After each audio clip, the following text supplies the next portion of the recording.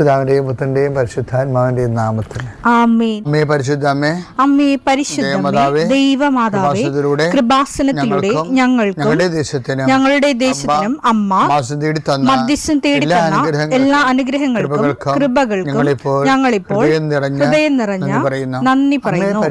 അമ്മേ പരിശുദ്ധമേ, ദൈവമാതാവേ, 2004 ഡിസംബർ 7 ഉച്ചകഴിഞ്ഞ് 2:30 കൃപാസനത്തിൽ സംഭവിച്ച അമ്മയുടെ പ്രത്യക്ഷപ്പെടലിനെക്കുറിച്ച് തിരുസഭയ്ക്ക് സമർപ്പിച്ചിരിക്കുന്ന പഠനരേഖകളുടെ മേൽ സഭാത്മകമായ പഠനം ആരംഭിക്കുവാൻ ഞങ്ങൾ പ്രാർത്ഥിക്കുന്നു.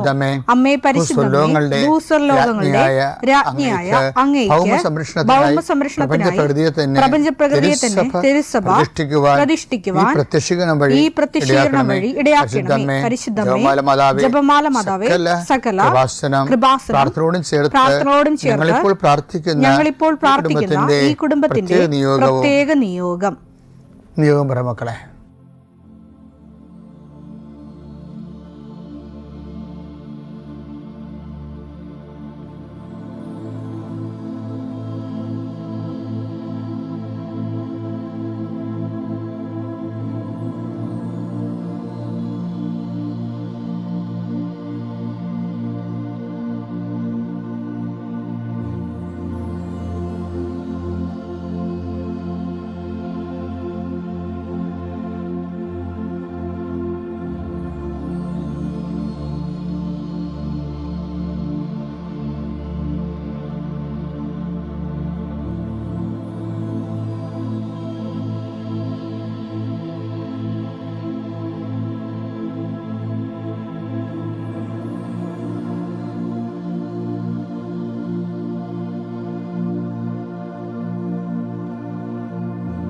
അമ്മയുടെ പ്രത്യക്ഷീകരണത്തിന്റെ ഈ അനുഗ്രഹവേളയിൽ ഞങ്ങൾക്ക് സാധിച്ചു തരുവാൻ കനിയണമേ.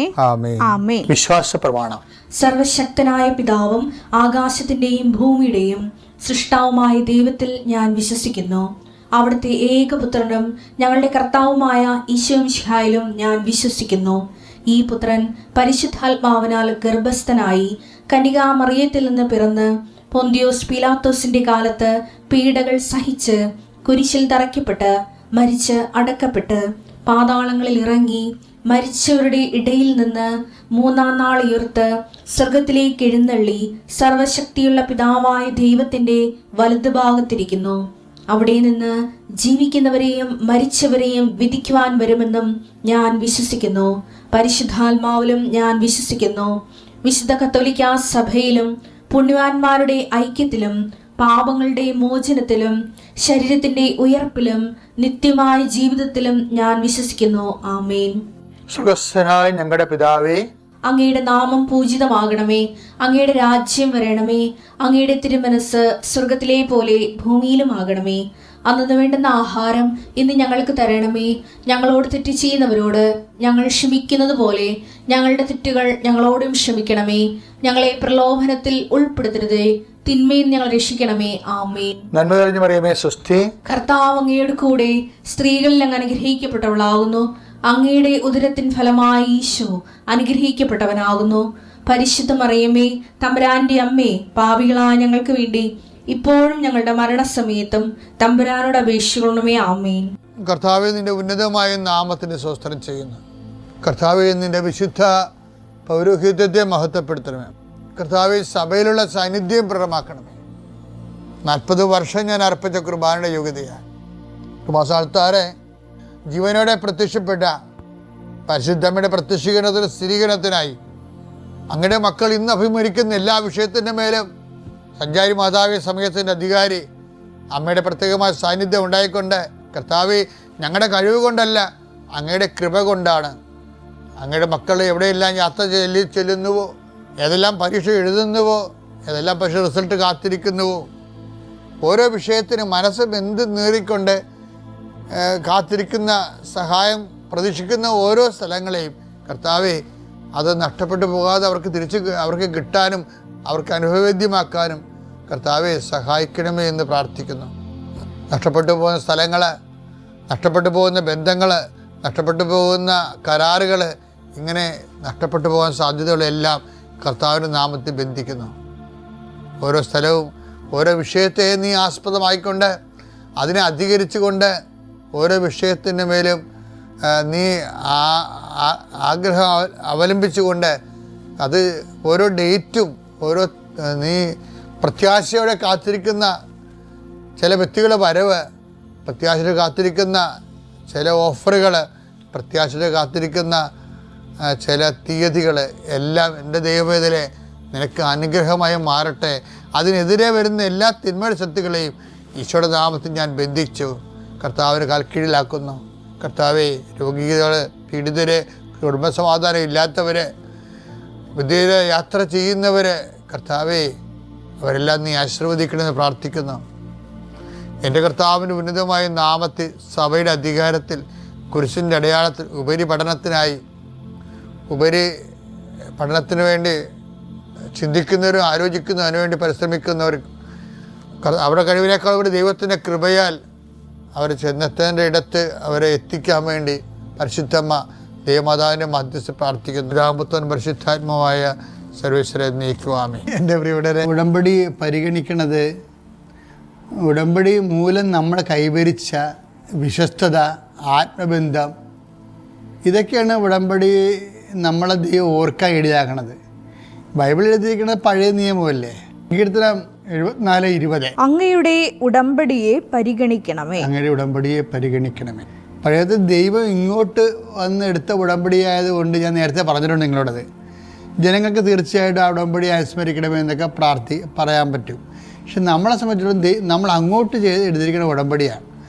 അപ്പോൾ അത് അനുസ്മരിക്കണമെന്നുണ്ടെങ്കിൽ ആ ഉടമ്പടി നമുക്ക് നൽകുന്ന ആത്മീയമായ ഒരു ജീവിതമുണ്ട്, ഒരു ദൈവത്തോടൊരു ആത്മബന്ധമുണ്ട്. അപ്പോൾ അത് ദൈവത്തിന് പ്രൂവൻ ഫാക്റ്റ് ആയിരിക്കണം. എന്ന് വെച്ച് കഴിഞ്ഞാൽ നമ്മളെ കാണുമ്പോൾ നമ്മുടെ കഴിഞ്ഞ കാലങ്ങളിലുള്ള ഇത് കാണുമ്പോൾ ദൈവത്തിന് തോന്നണം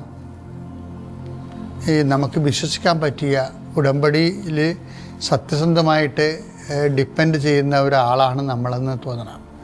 എൻ്റെ മകളെ ഏറ്റവും വലുത് അത് തന്നെയാണെന്ന് എനിക്ക് തോന്നുന്നത്. കാരണം വെച്ചാൽ ഒരിക്കലും ദൈവം ഒരാൾ പരിശോധിച്ച് കണ്ടെത്തിയെന്ന് പറഞ്ഞു കഴിഞ്ഞാൽ, ദൈവം ഒരാളെ വിശ്വസ്തനായിട്ട് കണ്ടെത്തിയാൽ പിന്നെ അവൻ്റെ വിശ്വസ്തയും വിശുദ്ധിയും ഒക്കെ ദൈവം തന്നെ സംരക്ഷിക്കാനുള്ള സംവിധാനം ഉണ്ടാക്കും. അവർ ഈ മനുഷ്യൻ എന്ന രീതിയിൽ എന്തെങ്കിലും ചാബല്യമോ അല്ലെങ്കിൽ എന്തെങ്കിലും അശ്രദ്ധയോ ഉണ്ടെങ്കിൽ ദൈവം അതിൽ വീഴിക്കാതെ ദൈവം കൊണ്ടുപോകും. അപ്പം അതാണ് എൻ്റെ പരിശുദ്ധനെന്ന് പറയണത്. എൻ്റെ പരിശുദ്ധൻ അഴിഞ്ഞു പോകാൻ അനുവദിക്കത്തില്ല. ബൈബിളിലെ ഏറ്റവും രസകരമായ വാക്കാണ്. സങ്കീർത്തനങ്ങൾ 16:10. സങ്കീർത്തനം 16:10. അവിടുന്ന് എന്നെ പാതാളത്തിൽ തള്ളുകയില്ല. അങ്ങയുടെ പരിശുദ്ധൻ ജീർണിക്കാൻ അനുവദിക്കുകയില്ല. പരിശുദ്ധൻ ജീർണിക്കാൻ അനുവദിക്കത്തില്ല. അപ്പോൾ നീ തകർന്നു പോകാനോ തരിപ്പണമാകാനോ ദൈവം അനുവദിക്കത്തില്ല. ആരാണ് നീ? ദൈവത്തിൻ്റെ പരിശുദ്ധൻ. അത് പരിശുദ്ധൻ എന്ന് പറഞ്ഞാൽ ആരാണ്? ഉടമ്പടിയോട് വിശ്വസ്ത പാലിക്കുന്നവൻ. ഉടമ്പടി വിശുദ്ധ പാലിക്കുന്നവൻ. നീ അവരെനിക്ക് കെണികൾ വെച്ചു, ഞാൻ ഇടത്തോട്ട് തിരിഞ്ഞു നോക്കി, ഇനി അറിയുന്നവരാരുമില്ലെന്ന് പറഞ്ഞില്ലേ? കെണികൾ വെക്കാൻ പോലും ദൈവം അനുവദിക്കത്തില്ല. ക്രിസ്തുവിന് അസൈൻ ചെയ്ത് കൊടുത്തിട്ട് വിക്കേരിയസ് സഫറിങ്സിൻ്റെ ഭാഗമായിട്ടുള്ള രോഗരക്ഷാർത്ഥമായിട്ടുള്ള അവിടുത്തെ പീഡകളിലൂടെ അവരുടെ മുറിവുകളിലൂടെ നമ്മുടെ പാപങ്ങൾ പരിഹാരം ഉണ്ടാകുന്ന ഒരു സുവിശേഷ റിഡംപ്റ്റീവ് പാക്കേജാണ്. അതല്ല ഞാൻ പറയണത്. മറിച്ച് നമ്മൾ തന്നെ കർത്താവിൻ്റെ വിശ്വസ്തനായി നിന്നാൽ വിശ്വസ്തന് വീഴ്ചയില്ല. വീഴ്ച വന്നാൽ കർത്താവ് താങ്ങും. പിതാവിൻ്റെയും പുത്രൻ്റെയും പരിശുദ്ധാത്മ നാമത്തിൽ. അമ്മയുടെ പ്രത്യക്ഷീകരണത്തിൻ്റെ സാക്ഷിയായി അയോഗ്യയായി എന്നെ ഉയർത്തിയതിന് അമ്മയ്ക്കും ഈശോയ്ക്കും നന്ദി പറയുന്നു. എൻ്റെ പേര് പ്രതിഭ ജെയിംസ്. ഞാൻ വരുന്നത് Thrissur Meladoor infant Jesus church ഇടവകാംഗമാണ്. കൃപാസനത്തെപ്പറ്റി ഞാൻ അറിയുന്നത്, ഞാൻ OET പഠിക്കുമ്പോൾ എൻ്റെ ക്ലാസ്മേറ്റ് ആയിരുന്ന കുട്ടിയാണ് എനിക്ക് ആദ്യമായിട്ട് പറഞ്ഞു തന്നത്. അതിനു മുന്നേ എനിക്ക് അറിയാമെങ്കിലും ഞാൻ ഇവിടെ വന്നിട്ടുണ്ടെങ്കിലും എനിക്ക് ഉടമ്പടി എടുക്കാനൊന്നും തോന്നിയില്ല. ഇവിടുത്തെ തിരക്കും ബഹളമൊക്കെ കണ്ട് ഞാൻ അങ്ങനെ തന്നെ തിരിച്ചു പോകുക ചെയ്തത്. പിന്നീട് ഞാൻ OET പഠിക്കുന്ന സമയത്താണ് ആ കുട്ടികളിൽ നിന്ന് കൂടുതൽ കൃപാസനത്തെ പറ്റി അറിയുന്നതും ഉടമ്പടി എടുക്കുന്നതും എല്ലാം ആ കുട്ടി വ്യക്തമായി പറഞ്ഞു തന്നെ എനിക്ക് ഉടമ്പടി എടുക്കണമെന്നുള്ള ആഗ്രഹം വന്നത് അങ്ങനെയാണ്. അങ്ങനെ ഞാൻ ഇവിടെ വന്ന് ഉടമ്പടി എടുത്തു. OET ഞാൻ ഉടമ്പടി എടുക്കുന്നതിന് മുന്നേ ആദ്യത്തെ 2 തവണ ഞാൻ ഫെയിലായി. പിന്നെ 3-ാമത്തെ തവണ ഇവിടെ വന്ന് ഹോൾ ടിക്കറ്റൊക്കെ അച്ഛനെ കാണിച്ച് അനുഗ്രഹം വാങ്ങിച്ച് അങ്ങനെയാണ് ഞാൻ പാസ്സായത്. എൻ്റെ കഴിവ് കൊണ്ടല്ല, അമ്മ മാതാവിൻ്റെയും ഈശോയുടെയും പ്രത്യേക അനുഗ്രഹം കൊണ്ട് മാത്രമാണ് എനിക്ക് പാസ്സാവാൻ പറ്റിയത്. ഞാനൊരു GNM നേഴ്സാണ്.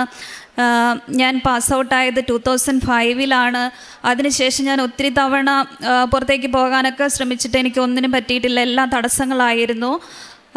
ഇവിടെ വന്ന് ഉടമ്പടിയിൽ ആയിരുന്ന സമയത്താണ് എനിക്ക് OET പാസ്സായി. അതിനുശേഷം എനിക്ക് ഒരു തടസ്സങ്ങളുണ്ടായില്ല. എനിക്ക് ഒത്തിരി ഗ്യാപ്പൊക്കെ ഉണ്ടായിരുന്നു.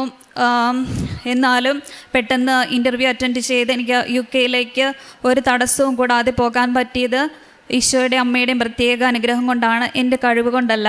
അതും ഒരു നല്ലൊരു സ്ഥലത്ത്, നല്ല കംഫർട്ടബിളായിട്ട് ഒരു സ്ഥലത്ത് അമ്മ എനിക്ക് സെലക്ട് ചെയ്ത് തന്നു. അവിടെ ഞങ്ങളിപ്പോൾ ഫാമിലിയായിട്ട്, എനിക്ക് 3 കുട്ടികളും ഹസ്ബൻഡും എല്ലാവരും അവിടെ ഉണ്ട്. ഹസ്ബൻഡും അവിടെ ജോലി കിട്ടി. അങ്ങനെ അമ്മ ഞങ്ങളുടെ ലൈഫ് സെറ്റിലാക്കി. അടുത്തതായിട്ട് ഒരു രോഗസൗഖ്യത്തെ പറ്റിയാണ് പറയാനുള്ളത്. എനിക്ക് സൺലൈറ്റിൻ്റെ അലർജി ഇവിടെ നിന്ന് തന്നെ ഉണ്ടായിരുന്നു. കൈയെല്ലാം ചൊറിഞ്ഞ് തടിക്കുമായിരുന്നു വെയിൽ കൊണ്ടാൽ.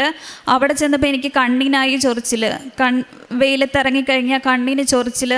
അങ്ങനെ ഞാൻ കൂളിംഗ് ഗ്ലാസ് വെക്കാതെ എനിക്ക് പുറത്തിറങ്ങാൻ പറ്റില്ല. പക്ഷേ അതെനിക്കൊരു നാണക്കേടുമായിരുന്നു. അപ്പം ഒരു തവണ ഞാനിങ്ങനെ ഉടമ്പടി ധ്യാനം കൂടുന്ന സമയത്ത് ഞാൻ ഒത്തിരി ശ്രദ്ധിക്കുന്നൊന്നുമില്ല, എന്നാലും എന്തൊക്കെ ജോലി ചെയ്യുന്നതിനിടയ്ക്ക് കേൾക്കുകയായിരുന്നു. അപ്പോഴാണ് അച്ഛൻ എൻ്റെ കാര്യം തന്നെ ഇങ്ങനെ എടുത്തു പറയുന്നു. കണ്ണിന് ചൊറിച്ചിലുള്ള ഒരു വ്യക്തിയെ അമ്മ മാതാവ് സുഖപ്പെടുത്തുന്നു, ഈശോ സുഖപ്പെടുത്തുന്നു. കൂളിംഗ് ഗ്ലാസ് വെക്കാതെ പുറത്തിറങ്ങി നടക്കാൻ വയ്യ, പക്ഷേ വെക്കാനോട്ട് ഇഷ്ടമില്ല താനും, ആ വ്യക്തിയെ സുഖപ്പെടുത്തുന്നു എന്ന് പറയുന്നു. അങ്ങനെ ഞാനിപ്പോൾ പെട്ടെന്ന് ശ്രദ്ധിച്ചപ്പോൾ എൻ്റെ കാര്യമാണ് പറയുന്നത്. അതിനുശേഷം ഞാൻ കൂളിംഗ് ഗ്ലാസ് വെക്കാതെ, എനിക്ക് ഒരു ചൊറിച്ചിലും ഉണ്ടായിട്ടില്ല.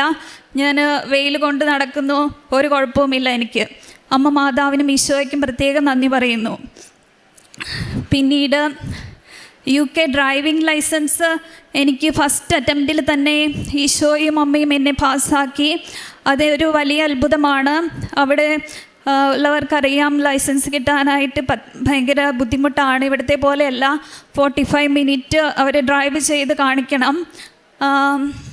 ഞാൻ പഠിക്കാൻ തുടങ്ങിയിട്ട് കുറച്ച് നാളായെങ്കിലും ഞാൻ ഇൻസ്ട്രക്ടറുടെ കൂടെ കുറച്ചേ പോയിട്ടുള്ളൂ. പിന്നെ എൻ്റെ ഹസ്ബൻഡാണ് ട്രെയിൻ ചെയ്തുകൊണ്ടിരുന്നത്. ഞങ്ങളൊക്കെ ഒരു പഴയ കാറൊക്കെ എടുത്ത് അങ്ങനെ പഠിക്കുമായിരുന്നു. പക്ഷേ പോകുന്നതിൻ്റെ തലേ ദിവസം ആ കാറ് ബ്രേക്ക് ഡൗൺ ആയിട്ട് ഞങ്ങൾക്കത് കൊണ്ടുപോകാൻ പറ്റിയില്ല.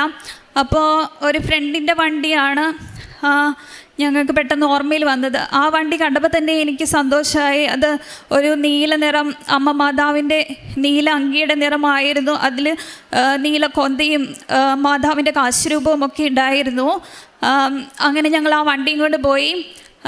എനിക്ക് ഒട്ടും ഓടിക്കാനുള്ള കഴിവ് അങ്ങനെയൊന്നുമില്ല. അമ്മ കൂടെ ഉണ്ടല്ലോ, അമ്മ തന്നെ ഓടിച്ചോണം, എനിക്കൊന്നും അറിയില്ല എന്ന് പറഞ്ഞാണ് ഞാൻ ഡ്രൈവിംഗ് ടെസ്റ്റിന് പോകുന്നത്. പ്രത്യേകമായിട്ട് ഞാൻ തൈലം കൊണ്ട് കുരിശ് വരച്ചു, ഉപ്പൊക്കെ വിതറി വണ്ടിയിൽ അങ്ങനെ പ്രാർത്ഥിച്ച് പോയി. ടെസ്റ്റ് ഒരു ടെൻഷനും ഇല്ലാതെ എനിക്ക് അറ്റൻഡ് ചെയ്യാൻ പറ്റി. ഒരു മൈനർ മിസ്റ്റേക്ക് പോലും ഇല്ലായിരുന്നു എനിക്ക്. അതൊരു വലിയ അത്ഭുതമാണ്. അമ്മയ്ക്കും ഈശോയ്ക്കും പ്രത്യേകം നന്ദി പറയുന്നു. പിന്നീട് UK ഒരു വീട് വാങ്ങിക്കുക എന്നുള്ളതായിരുന്നു എൻ്റെ ആഗ്രഹം. അതിനായിട്ട് ഞങ്ങൾ കുറച്ച് വീടുകളൊക്കെ കാണുന്നുണ്ടായിരുന്നു, പക്ഷേ ഒന്നും ഇഷ്ടപ്പെട്ടില്ല. അങ്ങനെ ഞാൻ എൻ്റെ ബർത്ത്ഡേയുടെ സമയത്ത് അമ്മയോട് പ്രത്യേകം പ്രാർത്ഥിച്ചു. സാക്ഷ്യങ്ങളിൽ കേൾക്കുന്നത് പോലെ എല്ലാവർക്കും അമ്മ ഗിഫ്റ്റായി കൊടുക്കുന്നുണ്ടല്ലോ, അമ്മ എനിക്ക് ഒരു വീട് തരണമെന്ന് ഞാൻ അങ്ങനെ ആഗ്രഹിച്ചായിരുന്നു. അപ്പം ആ സമയത്ത് ഞങ്ങളൊരു വീട് വ്യൂ കിട്ടി, പോയി കണ്ടു, അത് ഇഷ്ടപ്പെട്ടു. അത്രയും നാൾ കണ്ടതിൽ നിന്നെല്ലാം വ്യത്യസ്തമായിട്ട് ഞങ്ങൾക്ക് ഒത്തിരി ഇഷ്ടപ്പെട്ടു ആ വീട്. പക്ഷേ അത് കുറച്ച് കോസ്റ്റ്ലി ആയിരുന്നു. അത് ഞങ്ങൾക്ക് അഫോർഡബിൾ ആണോ എന്നൊരു ഡൗട്ടൊക്കെ തോന്നി. അങ്ങനെ കുറച്ച് സംശയിച്ച് പ്രാർത്ഥിച്ചുകൊണ്ടിരുന്നപ്പോൾ അമ്മ നീലത്തിരിയിൽ മെഴുകുതിരി കത്തിച്ച് വെച്ച് പ്രാർത്ഥിച്ചപ്പോൾ നീലത്തിരിയിൽ അമ്മ ആ വീടിൻ്റെ നമ്പർ എനിക്ക് കാണിച്ചു തന്നു. അങ്ങനെ ഞങ്ങൾക്കത് കൺഫേം ചെയ്യാൻ പറ്റി. അപ്പോൾ ആ വീടിൻ്റെ പേപ്പർ വർക്കെല്ലാം ഫിനിഷായി. ഈശോയുടെ അമ്മയുടെ അനുഗ്രഹം കൊണ്ട് ഇനി ആ വീട് നമ്മൾക്ക് കൺഫേം ആയിട്ടുണ്ട്. ഈശോയ്ക്ക് മാതാവിന് പ്രത്യേകം നന്ദി. 15 വീടിൻ്റെ നമ്പർ. ഫോട്ടോ എൻ്റെ ഫോണിലുണ്ട്. ഇത്രയും അനുഗ്രഹങ്ങൾ തന്ന അമ്മ മാതാവിനും ഈശോയ്ക്കും പ്രത്യേകം നന്ദി പറയുന്നു. പിന്നെ ഒരു വചനം എനിക്ക് പറയാനുള്ളത്, പ്രഭാഷകൻ 33:16 ഒടുവിലാണ് ഞാൻ ഉണർന്നത്. കാലാ പെറുക്കുന്നവനെ പോലെ ഞാൻ മുന്തിരിപ്പഴം ശേഖരിക്കുന്നവരുടെ പിന്നിലായി. എന്നാൽ കർത്താവിൻ്റെ അനുഗ്രഹ നിമിത്തം ഞാൻ മുൻപന്തിയിലെത്തി. മുന്തിരിപ്പഴം ശേഖരിക്കുന്നവരെ പോലെ ചക്ക് നിറച്ചു. ഇത് എൻ്റെ ജീവിതത്തിൽ സംഭവിച്ച പ്രത്യേകം എനിക്ക് റിലേറ്റ് ചെയ്യാൻ പറ്റുന്ന ഒരു വചനമാണ്. പിന്നെ കാരുണ്യ പ്രവർത്തികളായിട്ട് ഞാൻ ചെയ്യുന്നത്, ഞാൻ ക്യാൻസർ വാർഡിലാണ് ഞാൻ ജോലി ചെയ്യുന്നത്. എൻ്റെ പേഷ്യൻസിനെ പ്രത്യേകമായിട്ട് എൻ്റെ പേരൻസിനെ ശുശ്രൂഷിക്കുന്ന പോലെയാണ് ഞാൻ ചെയ്യുക.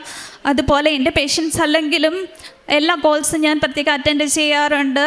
പിന്നെ ഇവിടെ നാട്ടിൽ വരുമ്പോൾ ഡയാലിസിസ് പേഷ്യൻസിനൊക്കെ ധനസഹായം ചെയ്യാറുണ്ട്. പിന്നെ ആര് സഹായം ചോദിച്ചാലും അത് നിരസിക്കാറില്ല.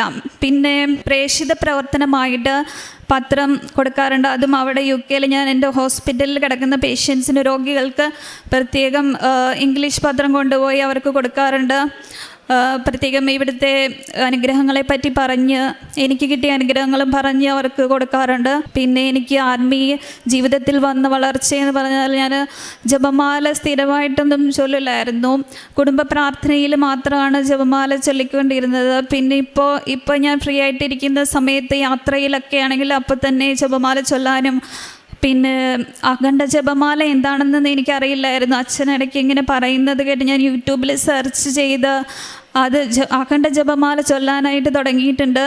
അമ്മ എന്നെ അനുഗ്രഹിക്കുന്നതിനെ ഓർത്ത് എനിക്ക് നന്ദി പറയുന്നു. ബൈബിൾ വായന കുറച്ച് മടുപ്പായിരുന്നു നേരത്തെയൊക്കെ. ഇപ്പം ഓരോ വചനവും എനിക്ക് പ്രത്യേകം മനസ്സിലാക്കി തരുന്നുണ്ട്. ഈശോയും അമ്മയും പ്രത്യേകം നന്നായിട്ട് വായിക്കാൻ പറ്റുന്നുണ്ട്. ഡെയിലി ബ്രെഡ് എല്ലാ ദിവസവും രാവിലെ ഡെയിലി ബ്രെഡ് അച്ഛൻ്റെ കൂടുന്നുണ്ട്. അത് സ്റ്റാറ്റസ് ഇടുകയും ഷെയർ ചെയ്യുകയും ചെയ്യുന്നു.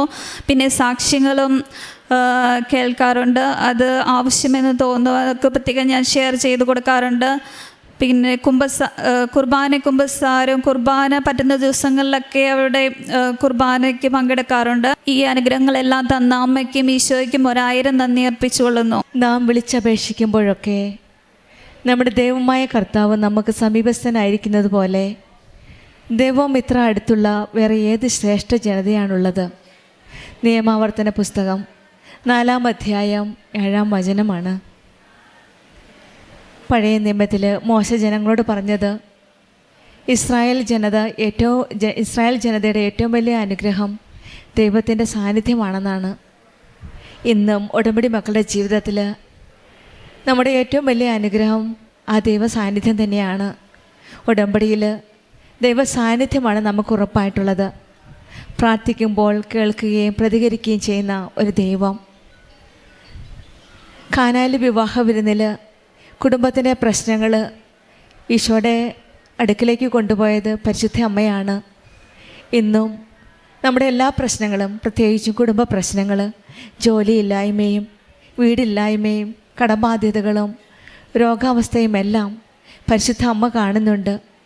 ആ അമ്മ തന്നെയാണ് ഇന്നും നമ്മുടെ എല്ലാ കാര്യങ്ങളും, എല്ലാ കുടുംബ പ്രശ്നങ്ങളും ഈശോയുടെ കരങ്ങളിലേക്ക് കൊണ്ടുപോകുന്നത്.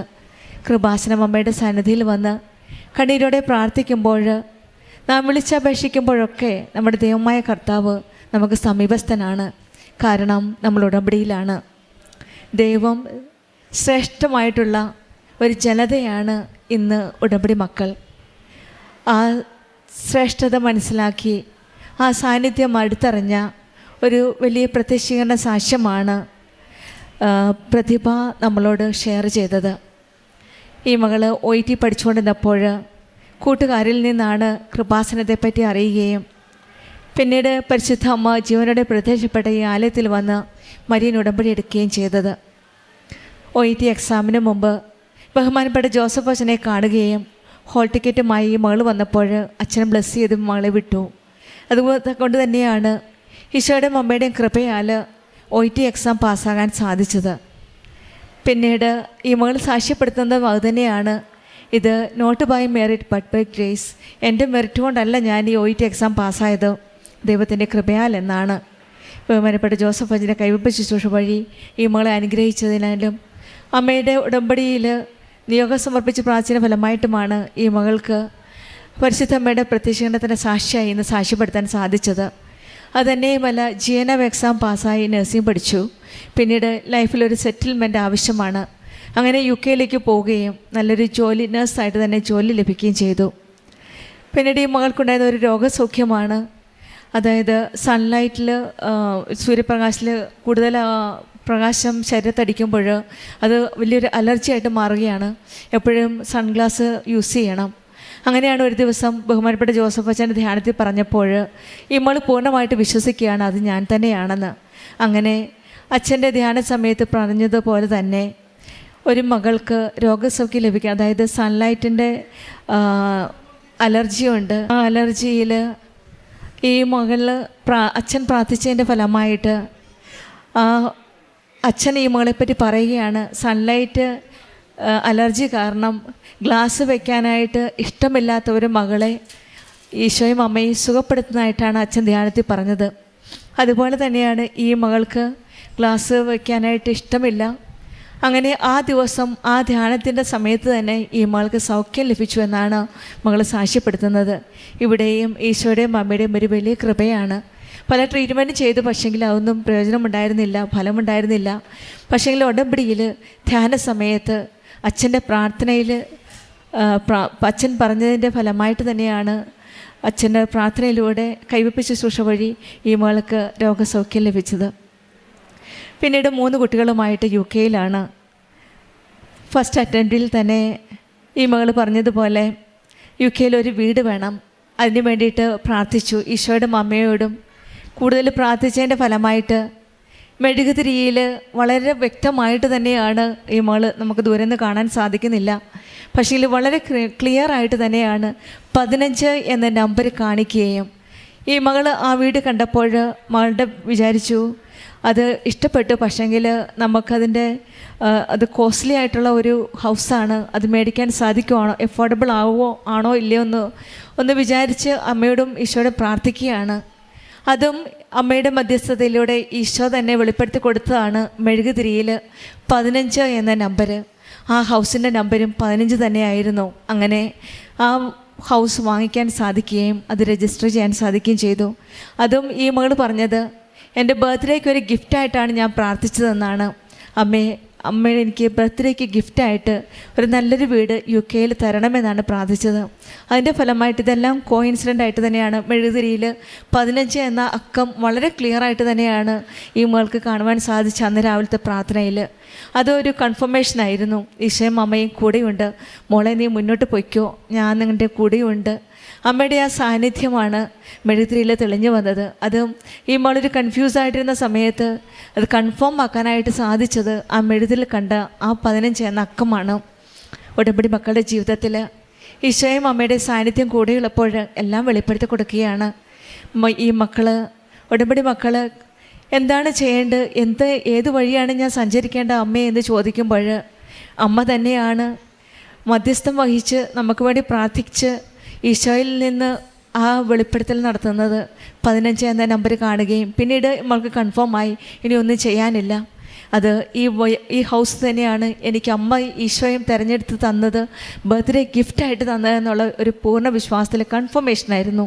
അവിടെയും ഈശോയുടെയും അമ്മയുടെ ഒരു സാന്നിധ്യമാണ്. ഉടമ്പടി മക്കളുടെ ജീവിതത്തിൽ ഈശോയുടെ അമ്മയോട് ചേർന്ന് നിൽക്കുമ്പോഴെല്ലാം വെളിപ്പെടുത്തി തരികയാണ്.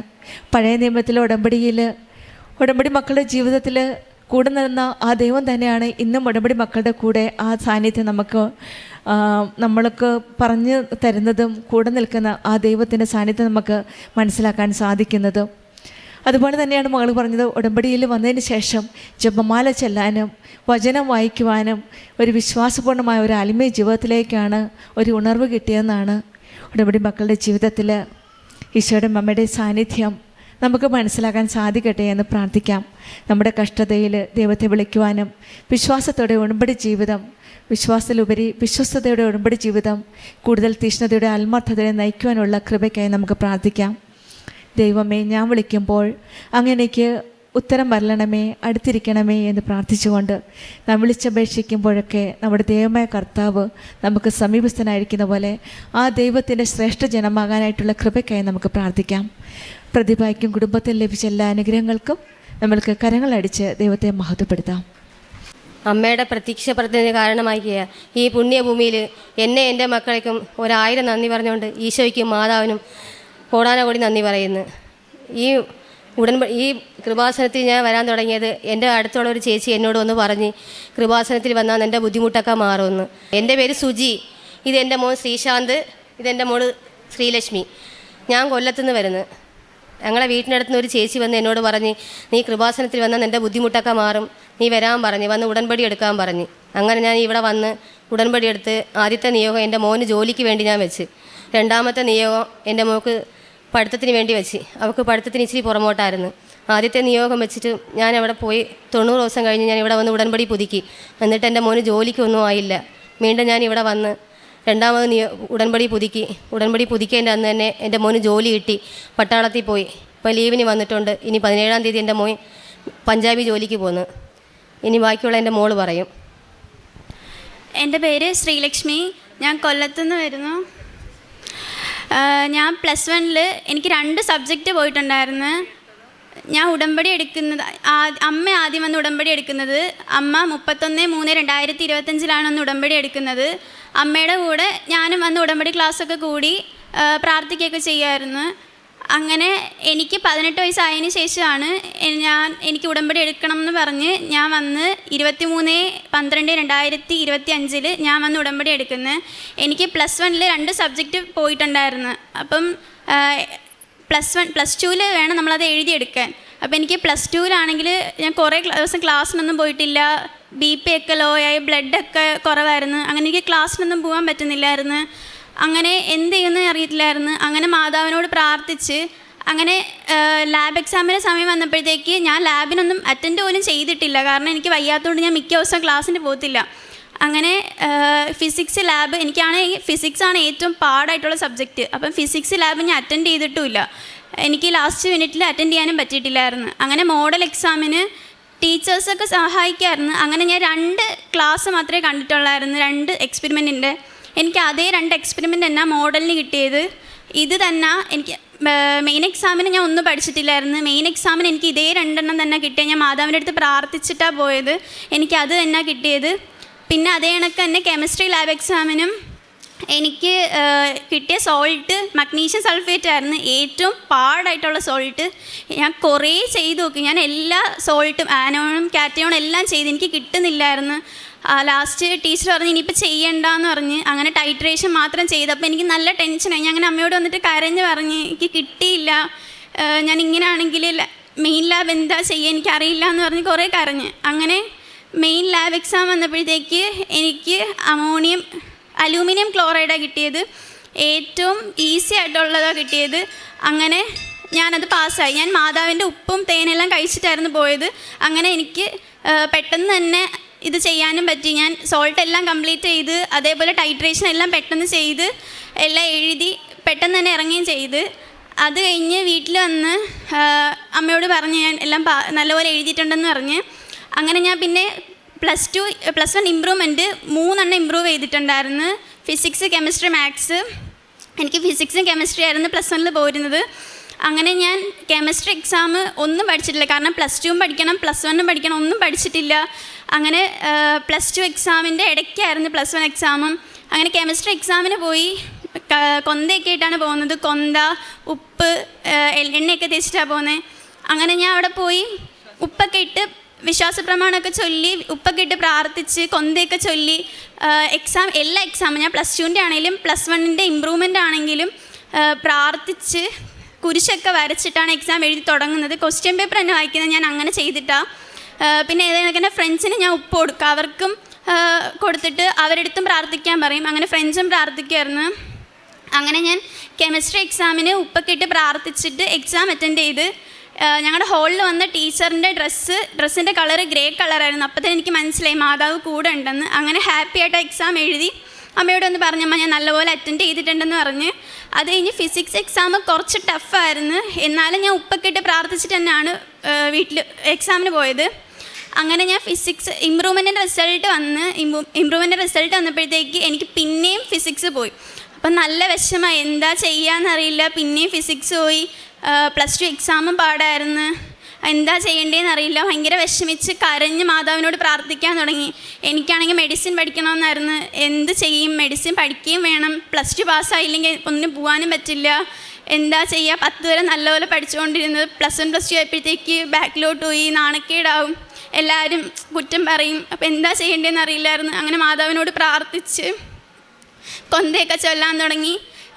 അത് കഴിഞ്ഞ് റിസൾട്ട് വരുന്നതിന് അന്ന് മെയ് 26-നാണ് എനിക്ക് റിസൾട്ട് വന്നത്. അന്ന് ഞാൻ ഇവിടെ വന്ന് ഉടമ്പടി പുതുക്കി മാതാവിനോട് നിയോഗം വെച്ച് പ്രാർത്ഥിച്ച്. അന്ന് ധ്യാനം ഉണ്ടെന്ന് പറഞ്ഞിട്ടാണ് വന്നത്, പക്ഷേ ധ്യാനമൊന്നും ഇല്ലായിരുന്നു. അങ്ങനെ ഞങ്ങൾ തിരിച്ചു പോയി. 1:30-ക്കുള്ള ട്രെയിൻ 3 മണിയായി, വന്നപ്പോഴത്തേക്ക് 3:30 അങ്ങനെ ഞങ്ങൾ ആലപ്പുഴ റെയിൽവേ സ്റ്റേഷനിൽ നിന്ന് ഞാൻ കൊന്തയൊക്കെ ചൊല്ലി പ്രാർത്ഥിച്ച്, എന്നിട്ട് ഫോണിൽ എണ്ണയൊക്കെ പുരട്ടിയിട്ടാണ് റിസൾട്ട് നോക്കുന്നത്. അപ്പോൾ റിസൾട്ട് നോക്കിയപ്പോഴത്തേക്ക് വിദ്യാഭ്യാസ മന്ത്രി സംസാരിച്ചുകൊണ്ടിരിക്കുക. അപ്പോൾ ഞാൻ എൻ്റെ കസിൻ്റെ അടുത്ത് പറഞ്ഞിട്ടുണ്ടായിരുന്നു, ചേട്ടാ റിസൾട്ട് നോക്കണം, എന്നിട്ട് എനിക്ക് അയച്ചു തന്നാൽ മതി, ഞാൻ നോക്കില്ല, എനിക്ക് പേടിയാണ്, ചേട്ടൻ നോക്കിയിട്ട് പറഞ്ഞാൽ മതിയെന്ന്. അങ്ങനെ ഞാൻ എന്നിട്ടും എന്തോ ഒരു ധൈര്യത്തിന് വേണ്ടി ചുമ്മാ കയറി നോക്കിയപ്പോഴത്തേക്ക് +1 മാർക്ക് മാത്രമാണ് കാണിക്കുന്നത്. പക്ഷേ മേളിൽ പച്ച ഗ്രീൻ ലെറ്ററിൽ എലിജിബിൾ ഫോർ ഹയർ സ്റ്റഡീസ് എന്ന് കാണിക്കുന്നു. അപ്പോൾ എനിക്ക് സംശയം, എനിക്ക് നമ്പർ വല്ലതും മാറിപ്പോയി, എനിക്ക് പേടി, കാരണം ഞാൻ പാസ്സാവുമെന്ന് എനിക്ക് ഒട്ടും ഉറപ്പില്ല. അങ്ങനെ ഞാൻ നോക്കി. അങ്ങനെ ചേട്ടൻ എന്നാൽ എനിക്ക് മെസ്സേജ് ഇട്ടേക്കുന്നു, സ്ക്രീൻഷോട്ട് അയച്ചേക്കുന്നു റിസൾട്ടിൻ്റെ. അന്നേരം ചേട്ടൻ പറഞ്ഞ് കൺഗ്രാറ്റ്സ് ഇട്ടേക്കെന്ന് ചോദിച്ചാൽ, എന്നാൽ ശരിക്കും ഞാൻ പാസ്സായോ? എനിക്ക് വിശ്വസിക്കാൻ പറ്റുന്നില്ല, കാരണം ഞാൻ ഒരിക്കലും പാസ്സാവില്ല എന്ന് ഞാൻ വിചാരിച്ചിരുന്നതാണ്. പക്ഷെ ഞാൻ പാസ്സായി. അന്നേരം തന്നെ അമ്മയോട് 1000 നന്ദി പറഞ്ഞ് അങ്ങനെ പിന്നെ ഉടമ്പടി നല്ല രീതിക്ക് ഫോളോ ചെയ്തുമായിരുന്നു. ഞാൻ റിസൾട്ട് വരുന്നതിന് മുമ്പ് തന്നെ എനിക്ക് എന്തിനാണ് പോകേണ്ടതെന്ന് അറിയത്തില്ല. എൻ്റെ എല്ലാ ഫ്രണ്ട്സും എന്താ പോകേണ്ടതെന്നെല്ലാം തീരുമാനിച്ച് കഴിഞ്ഞ്. അങ്ങനെ എനിക്കറിയത്തില്ല ഞാൻ എന്തിനാണ് പോകേണ്ടതെന്ന്. അങ്ങനെ ഞാൻ എല്ലാ ദിവസവും കിടക്കുന്നതിന് മുന്നേ മാതാവിനോട് കരഞ്ഞ് പ്രാർത്ഥിച്ചിട്ടാണ് കിടക്കുന്നത്. എല്ലാവരും ഓരോ കോഴ്സൊക്കെ കണ്ടുപിടിച്ച്, എനിക്ക് മാത്രം എന്തിനാണ് പോകേണ്ടതെന്ന് അറിയത്തില്ല. അങ്ങനെ ഞാൻ ഒരു ദിവസം കരഞ്ഞ് പ്രാർത്ഥിച്ച്. അതിൻ്റെ ഈ കരഞ്ഞ് പ്രാർത്ഥിക്കുന്നതിൻ്റെ തലേ ദിവസവും ഞാൻ കരഞ്ഞിട്ട് തന്നെ കിടക്കുന്നത്. അന്ന് മാതാവ് ഞാനിങ്ങനെ ഒരു എയർപോർട്ടിൽ നിൽക്കുന്നതായിട്ട് എനിക്ക് സ്വപ്നത്തിൽ കാണിച്ചു തന്ന്. ഞാൻ അന്ന് പിറ്റേന്ന് രാവിലെ അമ്മയോട് പറഞ്ഞു, അമ്മ ഞാൻ ഇങ്ങനെ സ്വപ്നം കണ്ട്, പക്ഷെ എന്താണെന്ന് എനിക്കറിയത്തില്ല, ഞാനിങ്ങനെ സ്വപ്നം കണ്ടെന്ന് പറഞ്ഞ്. അപ്പം അമ്മ പറഞ്ഞ് നമുക്ക് നോക്കാം, മാതാവ് ഒരു വഴി കാണിച്ചു തരുമെന്ന് പറഞ്ഞു. അങ്ങനെ ഞാൻ അന്ന് അമ്മയോട് പറഞ്ഞിട്ടുണ്ടെന്ന് ഞാൻ രാത്രി കരഞ്ഞ് പ്രാർത്ഥിച്ചിട്ടാണ് കിടന്നേ. അന്ന് ഞാനിങ്ങനെ ഒരു ഡിഗ്രി പഠിക്കാൻ പോകുന്നതായിട്ട് സ്വപ്നം കണ്ട്. പക്ഷെ ഞാൻ അന്നേരം പിറ്റേന്ന് അമ്മയെടുത്ത് പറഞ്ഞു, ഞാൻ കാരണം ഡിഗ്രിക്ക് അപ്ലൈ ചെയ്തിട്ടില്ല, എനിക്ക് 100% ഉറപ്പുണ്ട് ഞാൻ ഡിഗ്രിക്ക് പോവില്ല, പിന്നെ എന്താ മാതാവ് ഇങ്ങനെ കാണിച്ചതെന്ന് എനിക്കറിയില്ല എന്ന് പറഞ്ഞ്. അത് കഴിഞ്ഞ് കുറച്ച് ദിവസം കഴിയുമ്പോഴാണ് ഞാൻ BBA with aviation and airport management എന്ന് പറഞ്ഞ കോഴ്സിനെ പറ്റി കേൾക്കുന്നത്. അങ്ങനെ ഞാൻ Idukki Al Azhar college of arts and സയൻസിൽ ഇതിന് ജോയിൻ ചെയ്ത്. റിസൾട്ട് വന്നപ്പോഴത്തേക്ക്, റിസൾട്ട് വരുന്നതിന് തൊട്ട് കുറച്ച് ദിവസം മുമ്പ് എല്ലാ ദിവസവും ഞങ്ങൾ കൈ എഴുതുന്ന വാഷ് ബേസിൻ്റെ അവിടെ അനിയത്തി ഇപ്പോൾ വാകഴുവി തുപ്പിയപ്പോഴത്തേക്ക്, ഞങ്ങൾ എല്ലാ ദിവസവും അവിടെയാണ് വാകഴുവി തുപ്പുന്നത്, പക്ഷെ ഞങ്ങൾ ഇന്നേവരെ കണ്ടിട്ടില്ല ഒരു ചെറിയ കുരിശ്, അത് അവിടെ നിങ്ങൾക്ക് കിട്ടി. അപ്പം അമ്മ പറഞ്ഞു, എന്തോ നല്ലൊരു അനുഗ്രഹം നമുക്ക് കിട്ടാമോ എന്ന്. അതുകൊണ്ട് നമുക്ക് കിട്ടി, ഇത്രയും നാൾ നമ്മൾ കണ്ടില്ല, പെട്ടെന്നൊരു ദിവസം വന്ന് നമ്മൾ കണ്ടേയില്ലേ, എന്തോ ഒരു അനുഗ്രഹം കിട്ടാമോ എന്ന്. അതിനുശേഷം ഞാൻ എക്സാം പാസ്സായി, +2 പാസ്സായി. 2 B+, 3 B, 1 C+, അങ്ങനെ ഞാൻ എക്സാം പാസ്സായി. അത് കഴിഞ്ഞ് അതിന് മുമ്പ് തന്നെ ഞാൻ ഓൾറെഡി അഡ്മിഷൻ എടുത്ത്, എനിക്ക് ഉറപ്പായിരുന്നു. പക്ഷെ എന്നോട് കുറേ പേര് പറഞ്ഞു ഇത് എടുക്കണ്ട, കാരണം ഏവിയേഷൻ പഠിച്ചിട്ടൊന്നും കാര്യമില്ല, ഇത് ജോലിയൊന്നും കിട്ടില്ല, സാലറി കുറവായിരിക്കും, അല്ലെങ്കിൽ കിട്ടുന്ന സാലറി നിങ്ങൾക്ക് യൂസ് ചെയ്യാൻ മാത്രമേ കാണൂ, അമ്മയ്ക്കൊന്നും കൊടുക്കാനൊന്നും കാണില്ല, അങ്ങനെയൊക്കെ പറഞ്ഞ്.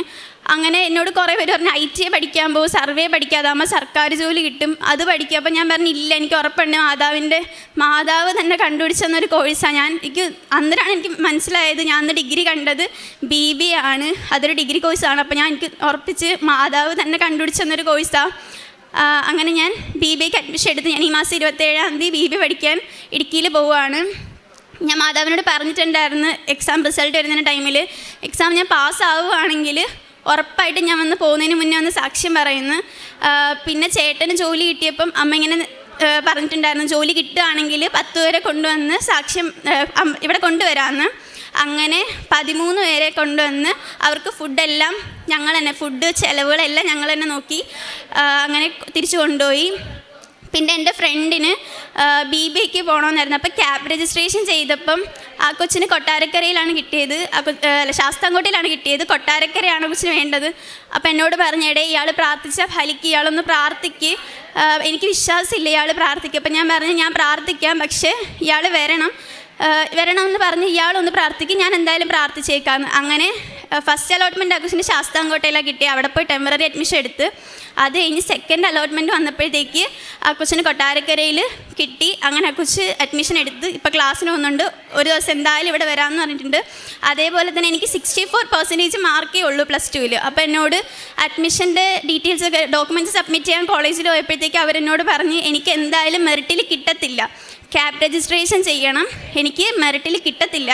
ഞാൻ MG യൂണിവേഴ്സിറ്റിയിലായിരുന്നു അപ്ലൈ ചെയ്തേക്കുന്നത്. അപ്പോൾ എന്നോട് അവർ പറഞ്ഞ് എനിക്ക് കിട്ടത്തില്ല, ഉറപ്പായിട്ട് എനിക്ക് മെറിറ്റിൽ കിട്ടില്ല എന്ന് പറഞ്ഞു. അങ്ങനെ ഞാൻ മാതാവിനോട് പ്രാർത്ഥിച്ചു, മെറിറ്റിൽ കിട്ടിയാണെങ്കിലും മെറിറ്റിൽ കിട്ടിയില്ലെങ്കിലും സെയിം ഫീസ് തന്നെ, പക്ഷേ നമുക്ക് സ്കോളർഷിപ്പൊക്കെ കിട്ടും. അപ്പം ഞാൻ മാതാവിനോട് പറഞ്ഞു, അമ്മ എനിക്ക് മെറിറ്റിൽ തന്നെ വേണം, എനിക്ക് 100% ഉറപ്പാണ്. എൻ്റെ മാർക്ക് കൊണ്ടല്ല, not by merit but by grace ഞാൻ വിശ്വസിക്കുന്നത്. കാരണം എൻ്റെ മെറിറ്റ് കൊണ്ടല്ല, അമ്മയുടെയും ഈശോയുടെയും ഗ്രേസ് കൊണ്ട് തന്നെയാണ് എനിക്കിത് കിട്ടിയത്, ഞാൻ ഉറച്ച് വിശ്വസിക്കുന്നു. പിന്നെ ഇങ്ങനെ വിഷമിച്ചിരുന്ന് ഇൻസ്റ്റഗ്രാം റീൽസ് കാണുമ്പോഴാണെങ്കിലും യൂട്യൂബ് സ്ക്രോൾ ചെയ്തുകൊണ്ടിരിക്കുമ്പോഴാണെങ്കിലും എനിക്ക് ഓരോ വചനങ്ങളൊക്കെ കിട്ടും. ഞാൻ നിന്നോട് കൂടെ ഉണ്ട്, നീ സംഭ്രമിക്കേണ്ട, ഞാനാണ് നിൻ്റെ ദൈവം, അങ്ങനത്തെ കുറേ കോട്ട്സൊക്കെ എനിക്ക് വരാറുണ്ട്. അതൊക്കെ ഞാൻ അമ്മയ്ക്ക് കാണിച്ചു കൊടുക്കും. ഞാനൊരു ബുക്കിൽ വചനങ്ങളൊക്കെ എഴുതി വെച്ചിട്ടുണ്ട്. പിന്നെ കാരുണ്യപ്രവൃത്തിയായിട്ട് ഏട്ടന് മെഡിക്കലും ഫിസിക്കലും എടുത്തപ്പോഴത്തേക്ക് ഇടുക്കിയിൽ വെച്ചിട്ടായിരുന്നു. അഗ്നിവേറിൻ്റെ എക്സാം എഴുതിയിട്ട് എക്സാം പാസ്സായി. ചേട്ടൻ IT ഫസ്റ്റ് ഇയർ പഠിച്ചുകൊണ്ടിരിക്കുമ്പോഴാണ് എക്സാം എഴുതുന്നത്. എക്സാം പാസ്സായി. ഇടുക്കിയിൽ വെച്ചിട്ടായിരുന്നു ഫിസിക്കലും മെഡിക്കലും. അങ്ങനെ മെഡിക്കൽ എടുക്കാൻ പോയി. ഫിസിക്കൽ കിട്ടി.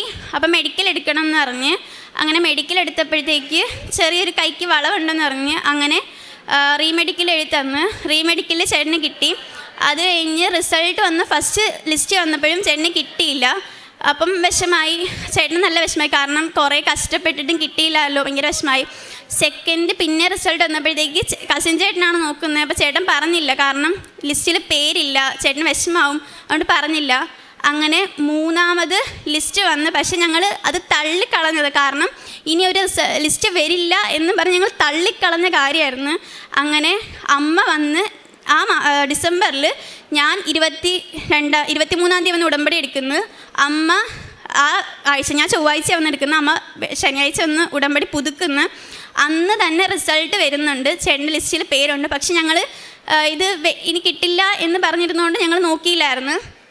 അങ്ങനെ പിറ്റേന്ന് ഞാനും അമ്മയും നിയോഗം വെച്ച് പ്രാർത്ഥിച്ചിട്ടുണ്ടായിരുന്നത്. അങ്ങനെ ഞങ്ങൾ പിറ്റേന്ന് ചേട്ടൻ്റെ ഫോണിലൊരു ഗ്രൂപ്പിൽ ഇങ്ങനെ ആഡ് ആക്കിയേക്കുന്നെന്ന് പറഞ്ഞ് വിളിച്ച് പറഞ്ഞ്. അങ്ങനെ ചേട്ടൻ പറഞ്ഞ് എനിക്കറിയില്ല, ഞാൻ തിരക്കിയിട്ട് പറയാമെന്ന് പറഞ്ഞ്. അങ്ങനെ നോക്കിയപ്പോഴത്തേക്ക് ലിസ്റ്റിൽ പേരുണ്ട്, ജോലിയായി. ജനുവരി 5-ാം തീയതി ജോയിൻ ചെയ്യണം, ലക്നൗവിലാണെന്ന് പറഞ്ഞ് ട്രെയിനിങ്ങിൻ്റെ ഇമെയിൽ വന്ന്. അങ്ങനെ ചേട്ടൻ ജനുവരി 2-ന് പോയി. ഇപ്പം ട്രെയിനിങ് കഴിഞ്ഞിട്ട് ചൊവ്വാഴ്ച വന്നിട്ടുണ്ട്. ഇനി അടുത്ത പഞ്ചാബിലാണ് ചേട്ടന് പോസ്റ്റിംഗ് അയക്കുന്നത്. പഞ്ചാബിൽ പോവും, 17-ാം തീയതി പോവും. ഞാൻ 27-ാം തീയതി പോവും. ഉറച്ച് വിശ്വസിക്കുന്നു, കാരണം ഒരിക്കലും മെറിറ്റ് മാതാവിൻ്റെ കൃപ കൊണ്ട് മാത്രമാണ് ഞങ്ങൾക്ക് ഈ അനുഗ്രഹങ്ങൾ കിട്ടിയത്. അതേപോലെ അമ്മ പ്രാർത്ഥിച്ചുകൊണ്ടിരുന്നപ്പോൾ ഒരു ദിവസം മെഴുകുതിരിക്കകത്ത് മാതാവിൻ്റെ രൂപം വന്ന്, അതും വലിയൊരു അനുഗ്രഹമായിട്ട് കാണുന്നുണ്ട് ഞങ്ങൾ. പിന്നെ പ്രേക്ഷിത പ്രവർത്തനമായിട്ട് പത്രം എല്ലായിടത്തും കൊണ്ട് കൊടുക്കും. പത്രം വേണ്ടാന്ന് പറയുന്നവരെ ദേഷിക്കുകയോ അവരോടൊന്നും തർക്കിക്കാൻ പോവാതെ ഓക്കെ ചിരിച്ചിട്ട് കൊടുത്തിട്ടെങ്കിൽ വരും. ചിലർ നമ്മളോട് വന്നിട്ട് ചോദിക്കും പത്രം വേണം, അങ്ങനെ അവർക്ക് കൊടുക്കാറുണ്ട്. പിന്നെ ചിലർ പത്രം ഉണ്ട് കിട്ടിയായിരുന്നു എന്ന് പറയും, അവർക്ക് കൊടുക്കില്ല. പിന്നെ മേടിക്കുന്നവരെല്ലാം നല്ല സന്തോഷത്തോടെ മേടിച്ചത് വായിക്കാറുണ്ട്. പിന്നെ കാരുണ്യപ്രവൃത്തിയായിട്ട് ഞങ്ങൾ അവിടെ കൊല്ലത്ത് കൈകെട്ടി യേശുവിൻ്റെ അവിടെ പോവും. അവിടെ പോയി പ്രാർത്ഥിച്ചിട്ട് എല്ലാ വെള്ളിയാഴ്ചയും 2 പൊതി ചോറ് ഞങ്ങളെ കൊണ്ട് പറ്റുന്ന വിധം 2 പൊതി ചോറ് ഒക്കെ കൊണ്ടു കൊടുക്കാറുണ്ട്. ഞങ്ങളുടെ ഇപ്പം വീട്ടിൽ നിന്ന് കൊടുത്തില്ലെങ്കിലും പുറത്തുനിന്ന് മേടിച്ച് ഹോസ്പിറ്റലിൽ കൊണ്ട് അവിടെ ഇരിക്കുന്നവർക്കൊക്കെ കൊടുക്കാറുണ്ട്. പിന്നെ ആത്മീയ ജീവിതത്തിൽ ഭയങ്കര ദേഷ്യമായിട്ട് പെട്ടെന്ന് ദേഷ്യം വരുന്ന ഒരാളായിരുന്നു. അങ്ങനെ എനിക്ക് ഒരുപാട് ദേഷ്യമൊക്കെ കുറഞ്ഞ്, പിന്നെ എന്നോടിപ്പം ആരെങ്കിലും ദേഷ്യം ഉണ്ടെങ്കിലും എന്നെ വെറുത്താലും എനിക്ക് അവരോടിപ്പോൾ ഒരു വെറുപ്പില്ല. എല്ലാവരോടും ക്ഷമിക്കാനും സഹിക്കാനും ഒക്കെ പഠിച്ച് ഇത്രയും അനുഗ്രഹങ്ങൾ തന്ന അമ്മയ്ക്കും മാതാവിനും. എനിക്ക് ജപമാല ചൊല്ലാൻ അറിയില്ലായിരുന്നു. ഞാൻ എൻ്റെ റിസൾട്ട് വരുന്ന സമയത്താണ് ശരിക്കും പറഞ്ഞാൽ ജപമാല ചൊല്ലാൻ പഠിക്കുന്നത്. കരഞ്ഞ് പ്രാർത്ഥിച്ച് മാതാവിനടുത്ത്. അങ്ങനെയാണ് ഞാൻ എക്സാം പാസ്സാവുന്ന തന്നെ അങ്ങനെ ജപമാല ചൊല്ലാൻ പഠിച്ച്. ഡെയിലി ബ്രെഡ്, ചൊവ്വാഴ്ച ധ്യാനങ്ങൾ, അങ്ങനെ എല്ലാം ഞങ്ങൾ കൂടാറുണ്ട്. എല്ലാവർക്കും സാക്ഷ്യങ്ങൾ കാണാറുണ്ട്. ഫ്രണ്ട്സിനും റിലേറ്റീവ്സിനും ഒക്കെ ഷെയർ ചെയ്ത് കൊടുക്കാറുണ്ട്. അങ്ങനെ എല്ലാവരും മിക്കവരും വന്ന് ഉടമ്പടിയൊക്കെ എടുക്കാമെന്ന് പറഞ്ഞിട്ടുണ്ട്. ചിലർ വന്ന് ഉടമ്പടി എടുത്തിട്ടുണ്ട്. എൻ്റെ ഫ്രണ്ട്സിന് മിക്കവർക്കും നല്ല വിശ്വാസമാണ് മാതാവിനെ. എല്ലാവരും വരാമെന്ന് പറഞ്ഞിട്ടുണ്ട്. പിന്നെ ബൈബിൾ വായിക്കാറുണ്ട്. ഞാൻ ഫോണിലും ബൈബിൾ ഡൗൺലോഡാക്കി ഇട്ടിട്ടുണ്ട്. അത് കണക്ക് തന്നെ വീട്ടിൽ ബൈബിളും ഇരിപ്പുണ്ട്. ബൈബിളും വായിക്കാറുണ്ട്. ഇത്രയും അനുഗ്രഹങ്ങൾ തന്ന അമ്മയ്ക്കും ഈശോയ്ക്കും കോടാനുകോടി നന്ദി. അവരുടെ കഷ്ടതകളിൽ ദൂതനെ അയച്ചില്ല, അവിടുന്ന് തന്നെയാണ് അവരെ രക്ഷിച്ചത്. തൻ്റെ കരുണയിലും സ്നേഹത്തിലും അവിടുന്ന് അവരെ കരങ്ങളിൽ വഹിച്ചു. യെശയ്യാ പ്രവാചകൻ്റെ പുസ്തകം 63-ാം അധ്യായം 9-ാം വചനമാണ്. ഉടമ്പടിയിൽ നമ്മുടെ കഷ്ടതകളിൽ, വേദനകളിൽ ദൈവം കൂടെയുണ്ട്. ഉടമ്പടി വഴി ആ സാന്നിധ്യം, ദൈവ സാന്നിധ്യമാണ് കൂടുതൽ നമുക്ക് അനുഭവിക്കാൻ സാധിക്കുന്നത്. ഉടമ്പടി ഒരു സ്നേഹബന്ധമാണ്. ഒരുപക്ഷെ നാം ഉടമ്പടിയിൽ ആദ്യമൊക്കെ ഒരു വിഷയബന്ധിയായിട്ടുള്ള ഒരു ബന്ധമായിരിക്കാം. പക്ഷേ പിന്നീട് പതുക്കെ നമ്മൾ ഉടമ്പടിയിൽ മുന്നോട്ട് പോകുമ്പോൾ ആ വിഷയബന്ധമായിട്ടുള്ള ആ ബന്ധം ഒരു സ്നേഹബന്ധമായി മാറുകയാണ്. സ്നേഹത്തിലേക്കുള്ള ഒരു വീണ്ടെടുപ്പ്, ഒരു തിരിച്ചു വരവ്. നാം ഒരിക്കലും ഒറ്റയ്ക്കല്ല എന്നൊരു വിചാരമാണ് ഉടമ്പടി മക്കളുടെ ജീവിതത്തിൽ. എന്നെ രക്ഷിക്കും, എന്നോട് കരുണയുള്ള ഒരു ദൈവമാണ് എൻ്റെ കൂടെ, എന്നെ താങ്ങി നിർത്തുന്ന ഒരമ്മയാണ് കൃപാസനം അമ്മ. ആ അമ്മയാണ് എന്നെ കരം പിടിച്ച് ഈശോയിലേക്ക് നയിക്കുന്നു എന്നുള്ള ഒരു ഉറപ്പാണ്. അവരുടെ കഷ്ടതകളിൽ ദൂതനെ അയച്ചില്ല, അവിടുന്ന് തന്നെയാണ് അവരെ രക്ഷിച്ചത് എന്നുള്ള ഒരു വലിയ സാക്ഷ്യമാണ് സുജിയും മകൾ ശ്രീലക്ഷ്മിയും ശ്രീശാന്തുമൊക്കെ നമ്മളോട് ഷെയർ ചെയ്യുന്നത്. കൃപാസനത്തെപ്പറ്റി ആദ്യമായിട്ട് അറിയുകയും ഒരു ചേച്ചിയാണ്, അയൽപക്കത്തുള്ള ഒരു ചേച്ചിയാണ് ഉടമ്പടി പത്രം കൊടുത്തത്. ആ പത്രം വായിക്കുകയും പിന്നീട് പരിശുദ്ധ അമ്മയുടെ സന്നിധിയിൽ, ഈ പുണ്യഭൂമിയിൽ അമ്മ ജീവനോടെ പ്രത്യക്ഷപ്പെട്ട ഈ ആലയത്തിൽ ഈ മക്കൾ വരികയും മരിയൻ ഉടമ്പടി എടുക്കുകയുമാണ് ചെയ്തത്. അതിനുശേഷം ആ സമയത്ത് മകന് പട്ടാളത്തിലേക്കുള്ള ITI പഠിച്ചുകൊണ്ട് 2nd ഇയർ പഠിച്ചുകൊണ്ടിരിക്കുകയായിരുന്നു. ആ സമയത്താണ് പട്ടാളത്തിലേക്കുള്ള അഗ്നിവീർ എന്ന എക്സാം എഴുതുകയും ഈ മകന് പെട്ടെന്ന് സെലക്ഷൻ ആവുകയും ചെയ്തത്. പക്ഷെങ്കിൽ അവിടെ ഒരു തടസ്സമുണ്ടായിരുന്നു. മെഡിക്കലിനും ഫിസിക്കിനും പാസ്സാകാനായിട്ട് അല്പം ബുദ്ധിമുട്ടുണ്ടായിരുന്നു. മെഡിക്കല് പാസ്സായി. മെഡിക്കലിന് പോയപ്പോഴാണ് കയ്യിൽ അല്പം ഇഷ്യൂസ് ഫൈൻഡ് ഔട്ട് ചെയ്തത്. പിന്നെ അതിന് വേണ്ടിയിട്ട് മെഡിക്കലിന് പോയപ്പോൾ ഉടമ്പടി നേർച്ച വസ്തുക്കളായ ഉടമ്പടി തൈലം തേച്ച് വിശ്വാസ പ്രമാണം ചൊല്ലി വെഞ്ചരിച്ച ഉപ്പും കഴിച്ച് പ്രാർത്ഥിച്ചാണ് ഈ മകന് മെഡിക്കലിന് പോയത്. അങ്ങനെ ആ ടെസ്റ്റ് പാസ്സായി. ഒരു കുഴപ്പവുമില്ലാതെ കുറവുകൾ നിറവാക്കുന്ന ആ അമ്മയുടെ സാന്നിധ്യവും ഈശോയും കൂടെയുണ്ടായിരുന്നു.